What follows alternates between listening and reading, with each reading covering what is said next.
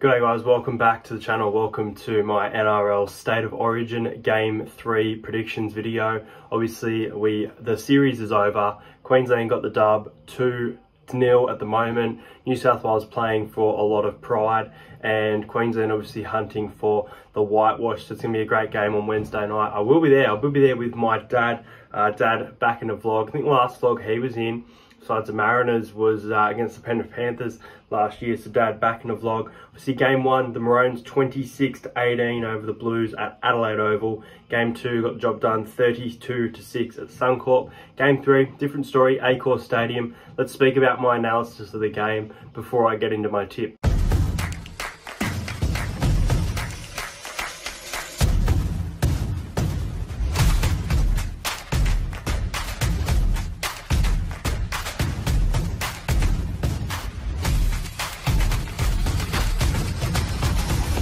To entertain house.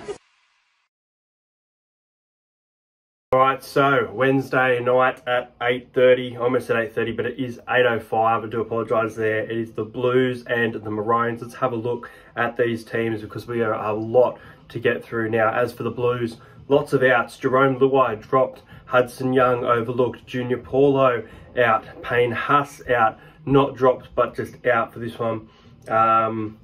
Uche Kamanu overlooked, Tom Trbojevic out due to injury, and Tyson Frizell. Now, coming into the Blue, Bradman Best moves into the centres. Now, look, he's obviously been talked about for Origin for a few different years now, not gotten that opportunity, but going off this year, I don't think his form has been, Origin worthy. I wish him luck, and I hope he kills it out there and has a great game for, his mindset and his career. The Newcastle Knights have been overachieving, in my opinion, this season, but I don't think that he has been one of their best players, in my opinion. But Bradman Best, all the best to you. He's going to be up against Hamiso Tabuai-Fidow. Now, coming into jersey number 6 for Jarome Luai, he has been overlooked, is Cody Walker.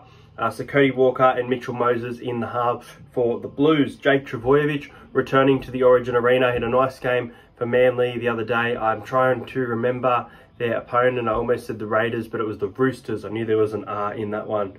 Regan Campbell-Gillard in the side in jersey number 10. Junior Paulo obviously out of the side and played for the Eels in that loss yesterday. Liam Martin starting in the second row with Keon Koloamatangi making his debut. Now, Keon, definitely a good player. Hasn't got too much game time under his belt this year. He's had a few... I don't think it was suspension. I think it was injury that he was out for a while.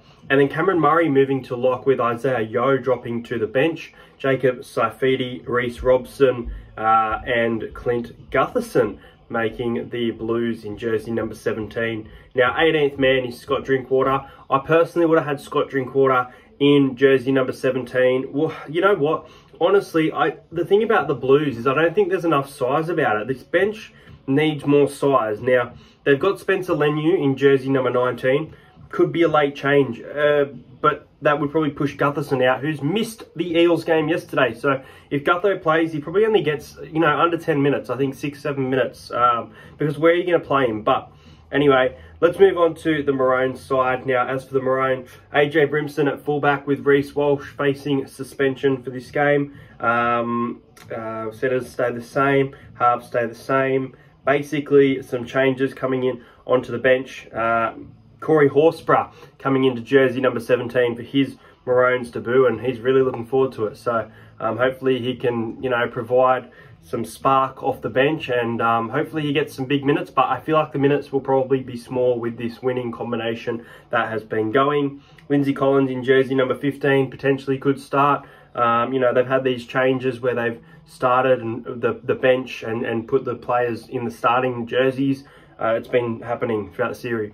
In jersey number 18 is Tom Dearden, and jersey number 19 is Jermaine Hopgood. I love that Jermaine is getting this opportunity in the camp, but the thing about Jermaine Hopgood is there is a lot of rumours about an injury to Jeremiah Nanai. Now, if Jeremiah Nanai comes out of the side, then that probably puts Hopgood into that position. I feel like maybe if it does happen, that Corey Horsburgh might get his spot starting in the back row, and Jermaine Hopgood might come into the bench. But we'll wait and see. It is very early to tell. There's still a couple of days from the time of filming this for this game to begin. But Look, man, obviously Queensland going this game as favourites, $1.65 to $2.25 for the Blue.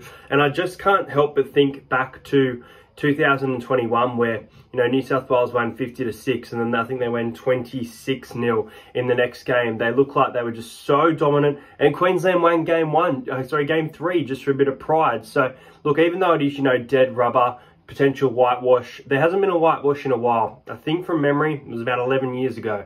Now, it makes it tough. It makes it tough.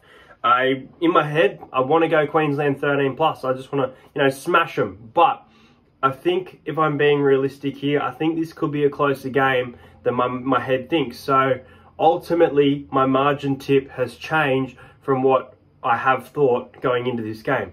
Now, the Blues bench for mine, there is a lot of issues with that bench. You know, I understand the two hooker combination of Cook and Robson, but you've got a fullback in Clint Gutherson on the bench that probably won't be used. You didn't know how to use Hines in game 1, Freddie. What tells me you're going to know how to use Gutho in this game unless you've got an injury like the Damien Cook situation where he was thrown into the abyss. And look, he tried his best, but his best wasn't that great in that position. So now he gets his chance back in number 9. So hopefully Cook can bounce back from the hate that he's been getting in recent weeks.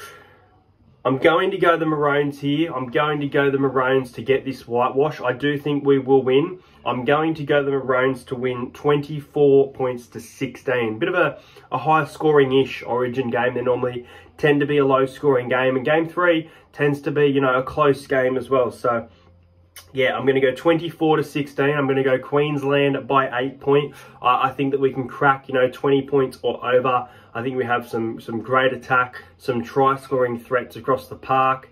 And my first try scorer, I have been going with, you know, centre, wing. I'm going to go a bit rougher here. I am going to go with the left back row. I'm going to go with David Fifita. David Fifita has had an exceptional season, whether it's a kick and a chase or whether it's just too big, too strong. David Fifita, $19. I've been killing it with try scorers, especially in recent weeks, but even through Origin, if you've been watching these previous videos. So David Fifita, first try scorer.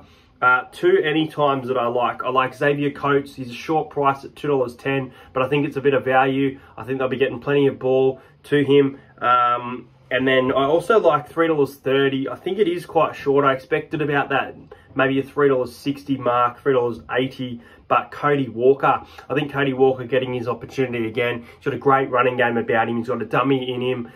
He might dummy to Bradman Best, score himself. The Queensland defenders head for Bradman Best. I can see it happening. So Xavier Coates and Cody Walker at any time. And my best roughie, I'm going to go with Mo Fotuaika. I remember my roughie in game 1 was Api Coruscant, and he ended up scoring a try. I don't know how it happened, but yeah, I'm going to go the Maroons by 8 points. I will be there. I will be vlogging this one. Obviously, I am hoping that it is a whitewash, but I know all of you, or most of you watching, are hoping that the Blues can pull something out. And good luck to you, because as I said, a few years ago, that mindset of Queensland, after it all being over, they just competed for that pride. So hopefully the Blues do the same thing. And if the Blues do win, you know, we've seen the Maroons win and the Cowboys build some confidence, and there are a lot of Parramatta Eel in that Blues team, so maybe they can build some confidence going into the weekend. Let me know your tips in the comments. I am tipping Queensland to win by 8 points and David Fifita to score the first try for this one. Make sure you subscribe to the channel if you're new around here, and I'll see you guys later. Hold it right there, guys. I did forget one thing, very important thing, the man of the series. Now, a lot of people picking Lindsay Collins. Game 2, man of the match. He's been great all series, and he's taken that to the Roosters, been great all year. There's 2 picks for me, just above him, hey? I'll tell you what, Lindsay Collins has been great, definitely a great shout if he has a great game 3 as well. But my number 1 pick for man of the series is Reuben Cotter. Reuben Cotter, I believe he's paying about $4.10, great price in my opinion, with a lot of talk about Reece Walsh getting it going into that suspension. I've always had Reuben Cotter. I had Reuben Cotter at $5.50. He was man of the match in game 1, forced to play out of position, had a blinder in game 2. He's been very consistent. You know, he's led the Cowboys to a mindset of victories as well. So what's not to say he's going to have an absolute blinder in game 3. Reuben Cotter, man of the series. I'm telling you, they give it to forwards. It's going to happen. But my second pick is the captain for the Maroons. The Maroons weren't favourites going into this series. Cherry Evans had a decent game 1. Cherry Evans had a blinder game 2 and should have gotten man of the series, in my opinion. I thought he was just a little bit better than Lindsay Collins, but he was outstanding. He's about $4.80, so it's tough to pick.